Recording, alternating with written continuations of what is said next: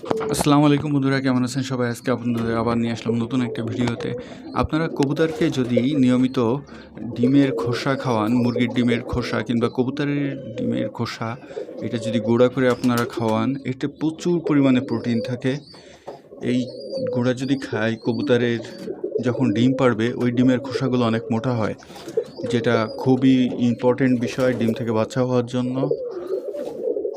আপনারা এই বিষয়টা অবশ্যই খেয়াল রাখবেন, দেখবেন যে কবুতরের ডিম বাচ্চা ভালো হচ্ছে।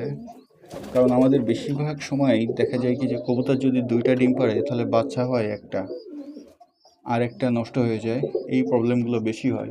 অবশ্য যদি একটা বাচ্চা হয় তাহলে সেই বাচ্চাটা অনেক সুন্দর হয়, কারণ তার যত্ন নিতে পারে ভালো করে বেশি কবুতর 2টা। আপনারা সবসময় চেষ্টা করবেন যে কবুতরকে আপনারা প্রোটিনযুক্ত খাবার দিয়ে কবুতরকে সবসময় সুস্থ রাখার জন্য।